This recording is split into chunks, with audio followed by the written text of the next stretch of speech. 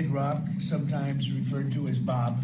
I know him as Bob, but he's been a good friend for a long time, many years, and he's been after something that is for the good of a lot of people, including, in particular, the public, and having to do with ticket sales and scalping and all of the gouging that you have been reading about. It's gotten worse and worse with time. And I didn't know too much about it, but I checked it out, and it is a big problem. And I thought, I think you've been trying to get this done for 20 years or something. He said Trump got it done in 2 weeks.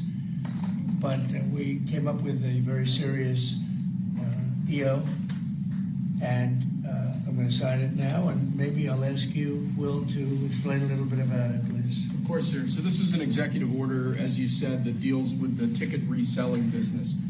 For fans of live entertainment and for entertainers as well, the ticket reselling industry has become a huge issue. These people use bots and computer algorithms to buy up huge blocks of tickets and then jack up the price so that fans of live entertainers like Mr. Ritchie, I almost called him Mr. Rock, don't have access to concerts the way that they should. And when they do, it's at exorbitantly high prices. So what this executive order does, it charges the FTC and the Department of Justice with rigorously enforcing laws on the books in collaboration with state attorneys general that have power over consumer protection and other people who have the power to really crack down on this issue so that entertainers and fans won't be subject to these abusive and oftentimes illegal practices. Good. Thank you very much. Bob, you want to say something? Yeah, anybody it doesn't matter your politics. First of all, thank you, Mr. President, because this has happened at lightning speed. I know you I want to make sure Alina Habba gets her credit too, because I know she worked very hard on this, but thank you for making this happen so quick. Anyone who's bought a concert ticket in the last decade, maybe 20 years, no matter what your politics are, knows that it's a conundrum. You buy a ticket for $100, by the time you check out, it's $170. You don't know what you're getting charged for, but more importantly, these bots, they come in to get all the good tickets to your favorite shows you want to go to, and then they're relisted immediately for sometimes a 400% or 500% markup. And the artists don't see any of that money. And, ultimately, I think this is a great first step. I would love down the road if there would be some legislation that we could actually put a cap on the resale of tickets. And I'm a capitalist and a deregulation guy, but they've tried this in some places in Europe, and it seems to be the only thing that's us as artists be able to get the tickets into the hands of the fans at the prices we set. I'll be the first one to say, and I know the president doesn't like when I say this, but I'm a little overpaid right now. It's kind of ridiculous. I would rather be, a hero to working class people and have them be able to come attend my shows and give them a fair ticket price. I can't control that right now, so hopefully this is a step to really be able to make that happen. I know a lot of artists and a lot of fans who love concerts and music are going to be very appreciative of you taking this action. And I think sir. Bob is more interested in the fans and the people that are having to pay crazy prices than he is the artist. Maybe the artist a little bit, but the fans a lot. I've spoken to him over the years about it, and it's been it bothers him. It bothers a lot of other artists too. You see, the artists, and they go out with a $100 ticket and it sells for $2,000 the following night, and they seem to be able to sweep up the best locations too, which is pretty amazing. So they've only enforced that Bots Act one time, I believe. Yeah. A couple of years ago in New York City, they still got a couple $1 million fine, and that's the only time they've enforced that act. And who's the primary culprit? Who sells these tickets? It's the scalpers. It's these bots go in, and they're automated, so you're. But is there a company involved? You might know. No. Well, there's reselling markets. Yeah. I think I know, Peter. But that's all right. Don't get them involved. Maybe what company do you think? Maybe they're more innocent than we think. Yeah? Well, if you think of it, like if Ticketmaster sells a ticket, if you buy a ticket and go to a show, you're in a lot of ways their worst customer. Because they make another 17, whatever percentage every time that ticket resells. So they don't want to enforce the Bots Act necessarily because they're making more money off it. The artists don't see any of that money, but that's not what I'm advocating for, is for me to make more money. I want the fans to have fair ticket prices, be able to go and enjoy more shows. I know people that they decide on a family vacation or going to their favorite concert once a year rather than, my parents used to go see multiple shows when you could afford them back in their day. And I'd like to take my ticket prices lower, but if I set my ticket prices low, these bots immediately eat them up and they resell for hundreds of dollars more, and I'm just making these bad actors rich. Yeah. Well, I think this is a big step to getting it stopped. Do you have something, Brian? Yeah, I do actually. I actually feel that the consumer is going to take the money that they've saved and actually buy merch, which you guys have a big percentage of, or do concessions, which you guys split with the venue on that as well. So I think their We money don't goes share for it. concessions a lot. No? No, those are, we try to, but they don't want to share it in the beer prices and parking or any of that stuff. But the bottom line is there's money for everyone to be made. There's plenty of money to go around. You know, no one's going to really lose here. You know, Ticketmaster, if we can get a cap, they're going to lose some money. But I've already talked to CEO Michael, and he's given me his word. He's on board for it. I was talking to Jacoby with Papa Roach earlier, and by the way, he's a big fan of what you're doing, President Trump, digging into this whole scalping and the bots. A lot of musicians, you can say that, they're with Kid Rock, sir, Good. on I think this, so. without a doubt. A lot of people are. President Trump, would you ever wear a jacket like that? I don't know. I was thinking about doing it for tomorrow. We have a big event coming up, and I was thinking about doing it, but I'm not sure. So you recently bought a Tesla for White House staff I did. to use, but now there's all these domestic terrorists targeting Teslas. Are the staff scared to drive it? I don't think so. I haven't heard. They weren't complaining. I did buy one, and I let the staff use it. We have it parked conveniently, and one day we give it to Margot, one day we give it to Chamberlain, give it to Natalie, we give it to everybody around, give it to Dan Scavino, but he's got so much money it doesn't matter. But they love the car, and it's a great car, and it's made here, and it's made in the country. He's got a tremendous plant now in Texas, and he has one in California. Does a lot of his work here, and he's been really unfairly treated, in my opinion. I drive one. And Yeah. there's this other story. I know it's hypothetical right now, but if you were allowed for some reason to run for a third term, is there a thought that the Democrats could try to run Barack Obama against you I'd love that. for his third term? Boy, I'd love that. That would be a good one. I'd like that. No, people are asking me to run, and there's a whole story about running for a third term. I don't know. I never looked into it. They do say there's a way you can do it, but I don't know about that. But I have not looked into it. I want to do a fantastic job. We have 4 years, just about, almost close to 4 years. Time is flying, but it's still close to 4 years, and we're getting a lot of credit for having done a great job in the first almost 100 days.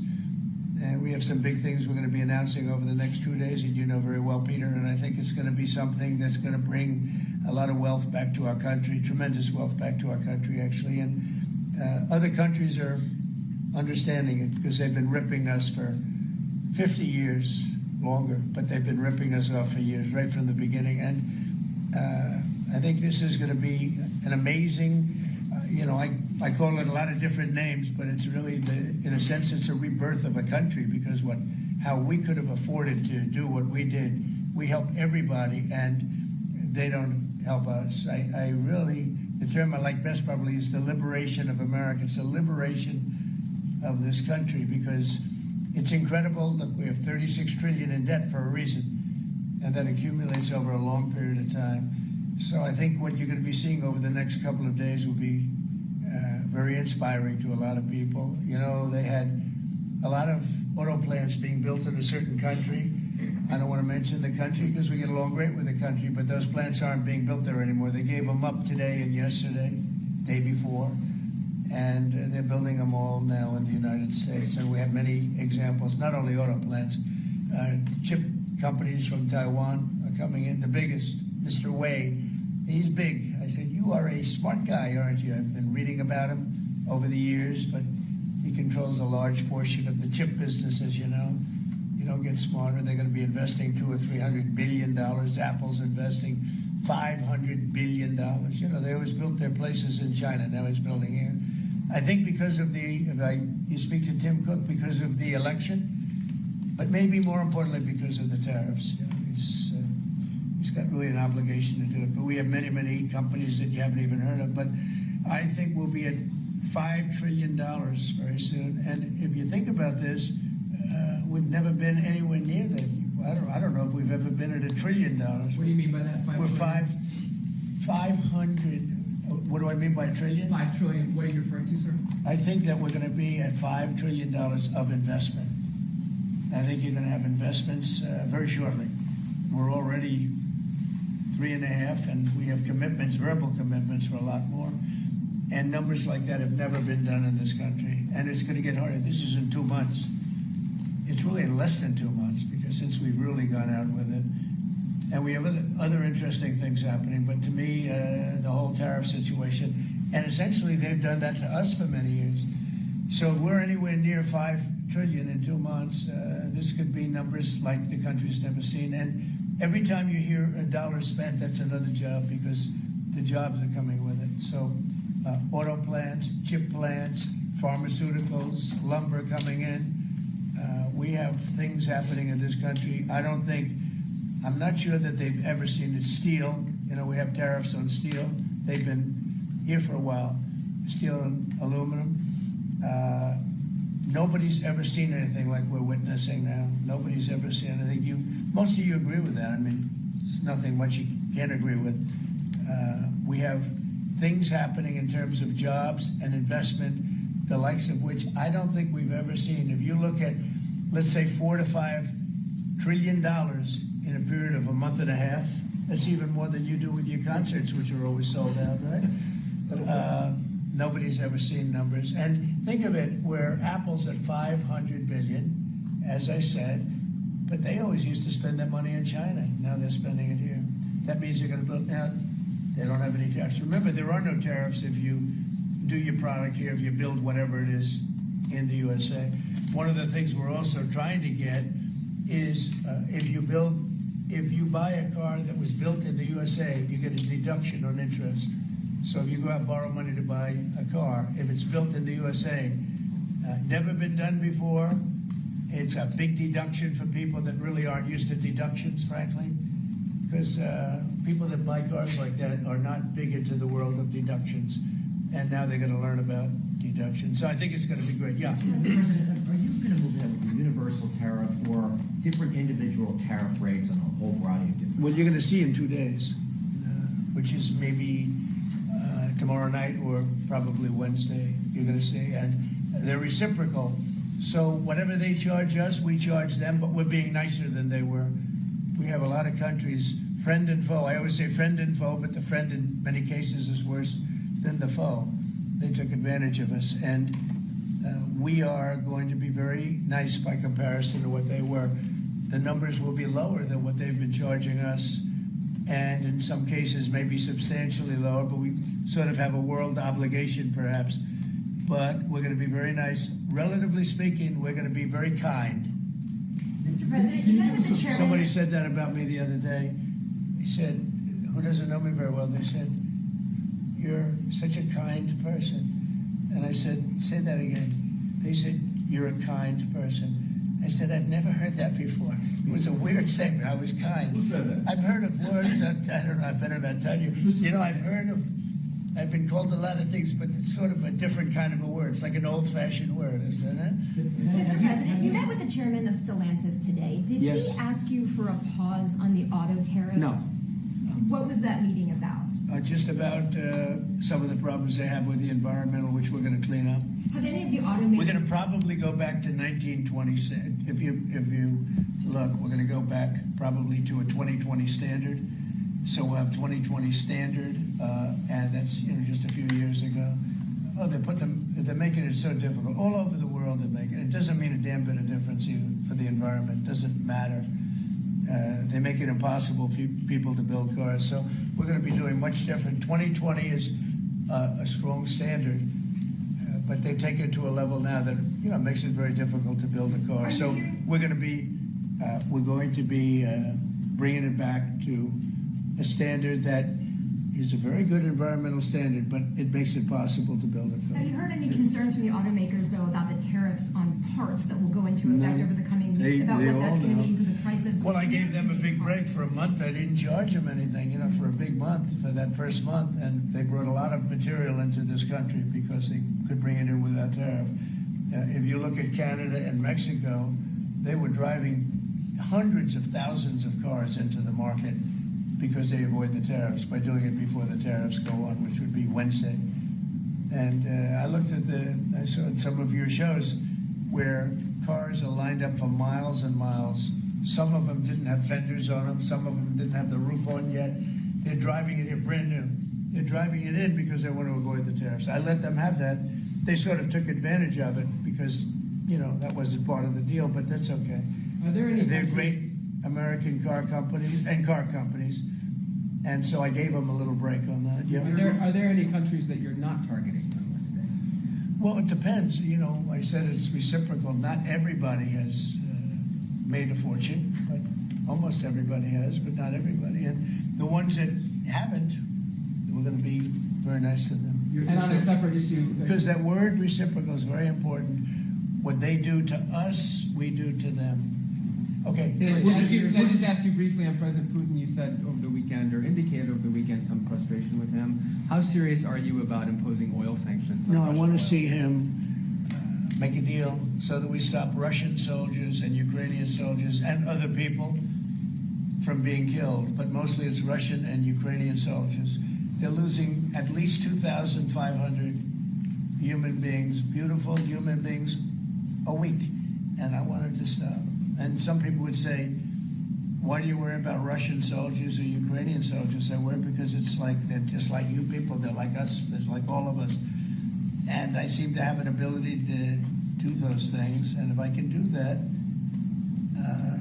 I think it's a very worthwhile thing to do. And I think we will. No, I want to make sure that he follows through, and I think he will. I don't want to go secondary tariffs on his oil, but I think, it's something I would do if I thought he wasn't doing the job. I did it with Venezuela, secondary tariffs, and you know what happened? Every boat left the harbor. Did you see that? It was a beautiful thing to see.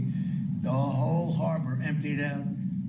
My words weren't even finished. I have these massive ships. They're actually taking the hoses and dumping them into there. They couldn't get out of there fast enough because they know I don't play games. So I think he's going to live up to what he told me, and I think he's going to fulfill his part of the deal. Now, then you have Zelensky, and hopefully he's going to live up. I see he's trying to renegotiate the rare earth. We did something because, as you know, the Europeans get paid back the money that they gave, and we don't, because Biden is an incompetent president. And he should have asked for rare earth, or he should have asked for the loans to be guaranteed in some form. That's what Europe did. Europe is in for probably $100 billion, and we're in for $350 billion. So we're in for more than 3 times. And now you could make it a little bit less than that, but it doesn't matter. Whatever the number, we're in for substantially more than Europe. We could be in for $350 billion. They have no idea because Biden wasn't a good bookkeeper except for himself.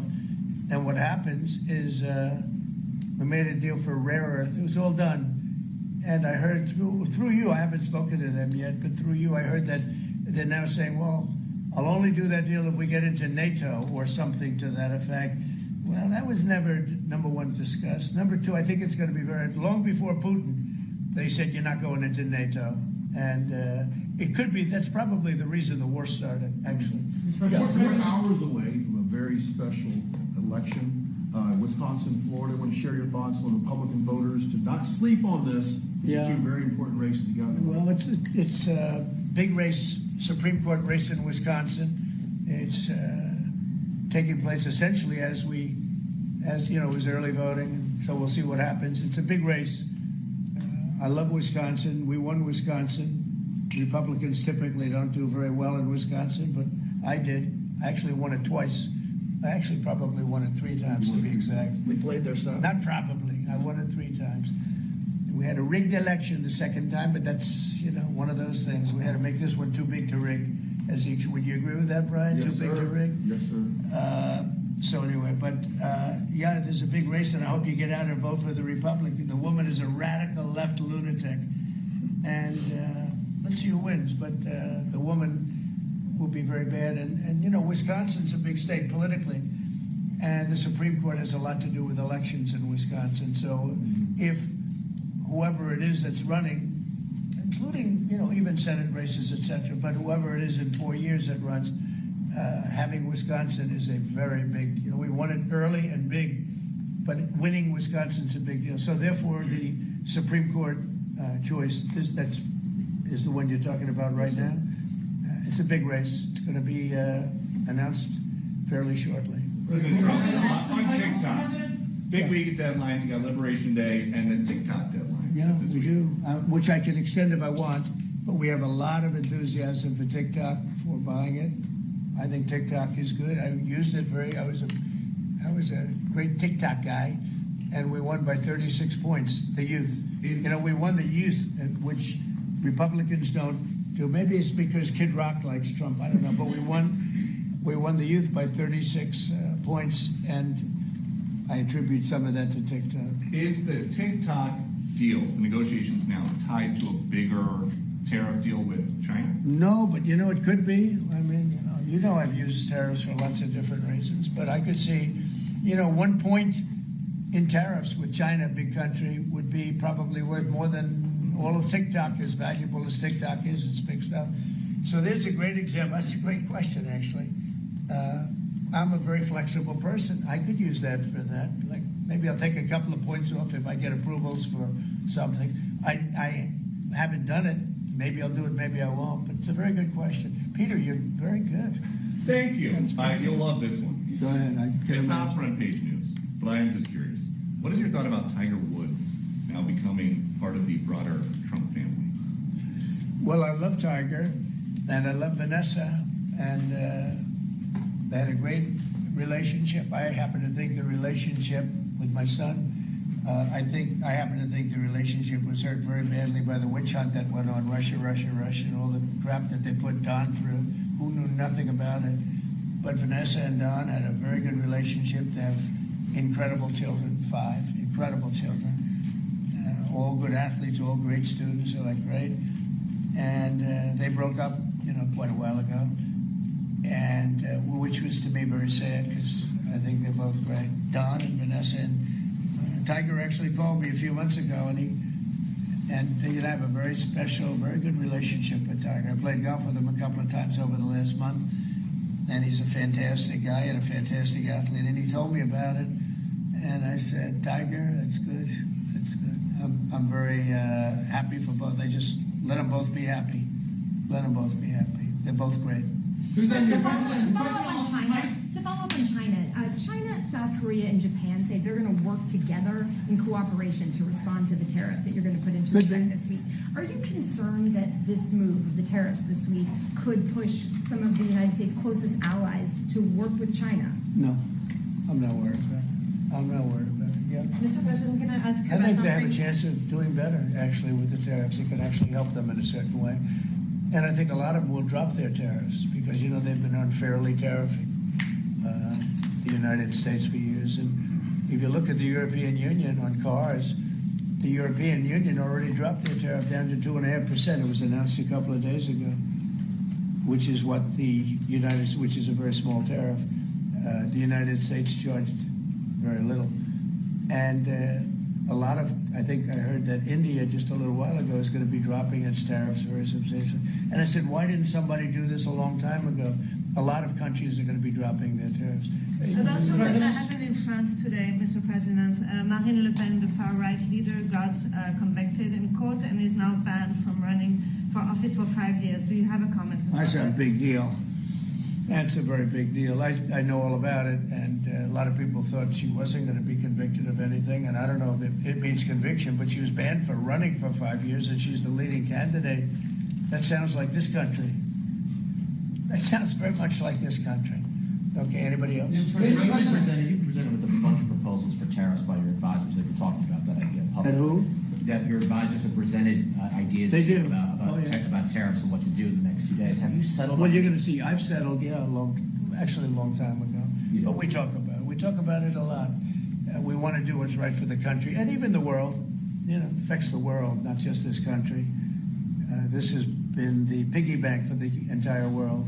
So it really does affect the world, and that's important to me also. Yeah. Mr. President, in the past you have said that you want the quick return of Austin Tice, a Marine Corps veteran and a journalist who went missing in Syria over 12 years ago. Yeah. Have efforts been made to locate Austin Tice been extended beyond Syria, including potential leads in Iran? And do you have plans to get in touch with Miss Deborah Tice, the mother of Miss Austin Tice? And also at the same time, organizations like Hostage Aid Worldwide have been on the ground in Syria searching for Austin Tice for many years. can I get your comment on the future, potential future plans to relocate, to locate Austin Tice and to bring him home finally? So we've been looking, as you know, for Austin for years. I don't know about Biden. I don't think Biden was looking for anything, but we were, and there's been virtually no sign. You know that there's been no sign of Austin. An incredible young guy. Be less young now. It's been a long time. It's been many, many years. The mother is fantastic. She's a very committed mother that her whole life is to find her son, who was in Syria and just disappeared off the face of the earth. So, you know, a lot of bad things happen. But we're always, you know, we will never, until we find out something definitive, one way or the other, we'll never stop looking for him. But we have been, and the response, it's just a lot of dead ends. He's been gone for a long time. The problem is there's never been a sighting. You know, sometimes you'll have somebody you're looking for him and there's a sighting. There's never been a sighting of Austin, but we are out there and we have great respect for his family and for his mother. She's been unbelievable. Yeah, Mr. please. President, a question about... No, behind you. Oh, apologize. Yes, you've had outreach with the leaders of Russia and China. You've made an outreach to Iran. When are you going to plan to reach out to North Korea and Kim Jong-un? Anytime in the near future? Well, I do. I have a very good relationship with Kim Jong-un. Now, you people hate to hear that, but it's very important. I got along with him fantastically, as you know. It started off very rough, very nasty. Little rocket man, the whole thing was a nasty deal. And then one day we got a call that they'd like to meet. We met. We have a great relationship. And yeah, we have, there is communication, yeah. Mr. President, I think it's very important. You know, he's a big nuclear nation, and he's a very smart guy. I got to know him very well. Remember, I put my foot across the line, and then I walked across the line. I don't know if Secret Service was thrilled with that. They actually wasn't. They were not too thrilled. But I have a very good relationship with him. Yeah, we'll probably do something at some point. Yeah, please. Jeff. who's on your short list, Mr. President, to replace Elise Stefanik as U.S. Ambassador to the UN? So we have a lot of good people that want it. First of all, Elise is fantastic, and I just don't want to take chances with you guys saying, how is the election going? We have a congressional election that's a little bit close. I guess the one is in good shape, but the other one's a little bit close. But Randy Fine is a great guy. They're both good candidates. They're very good. But it's, you know, a little bit, we want to be careful. And Elise is very popular in her district, and so am I. We won by a lot of points, and so did she. And there's a lot of people that wanted to run for it, but we have no idea, are they going to win it? I think it's just security. And I said, Elise, what about going back? Because they love you there, and she's going to take a big leadership position with Mike Johnson and the group, the speaker. And I can tell you that for the replacement, we have a lot of people that have asked about it and would like to do it. David Friedman, Rick Grinnell, and maybe 30 other people. Everyone loves that position. That's a star-making position. And so we'll see what happens. But we have a lot of people that are interested in going to the United Nations, as you can imagine. Yeah. Just want to get a quick music question. Favorite song to play live is what? And then my question for you, Mr. President, your favorite rally you did last year, 2024. What was your favorite one? Favorite song to play live? Yeah, favorite song to play live. Oh, that's a tough one. It'd have to be one of the hits, probably Cowboy or Ball with the Bar. There's a song that I've played every night that was never a singular hit that I probably should not say the words to in this office right now. I think for you, Mr. You never met a certain By the person way, like his me. rallies are amazing. He does great and gets big crowds. He's really a star when it comes to that. He is a very talented guy. I would say maybe Madison Square Garden. Yeah. Because anybody that was there, the owner of the garden, Jim Dolan, who's, you know, to me always been terrific. He said this, he's never seen anything like it. when you announce Madison Square Garden, you know, it's a big arena, but we sell out big arenas. We sold out in Milwaukee. We sold out at every big arena. We never had empty seats. It's amazing. They talk about Bernie Sanders gets 2,000 or 3,000 people. Everyone said, these crowds, I get 107,000 people in New Jersey. In Butler, PA, we had over 100,000 the second time. We had 55,000 the first time. We have big crowds. I would say Madison Square Garden because I grew up in New York and the garden is great. Jim Dolan treated us well, but everybody said they, because I think I could have filled it up 10 times. We had hundreds of thousands of people that were stacked all the way back to the Hudson River and on the other direction back to Fifth Avenue. Nobody's ever said, I don't mean with a line, I mean like 50 deep, this way. The streets were closed, the whole thing, it was crazy. And when you take that, you know, you want to do well at Madison Square Garden. You don't want to have empty seats. But we could have sold it out, Brian, 10 times, and everybody knew it. And I think we got a good indication that that's where the election was going. And we won every swing state, and we won by millions of votes. It was a great election, yeah. Mr. President, the U.S. military transferred 17 individuals to El Salvador overnight. Did you discuss with your team whether these deportations would run afoul of any recent court orders? No, I do want to thank, however, the president. He has been unbelievable, and in relation to us. But I think that our people have done an incredible job. I got elected on the basis of getting bad people out of our country that shouldn't be here, very dangerous people out of our country, and that's what I did. And then you have a judge that wants to take over, and I can't imagine it can be allowed. If it was up to him, they'd all be put back in our country. These are killers. These are drug lords. These are really bad people. But I want to thank the president of El Salvador because he's done an amazing job. You saw it. Yeah.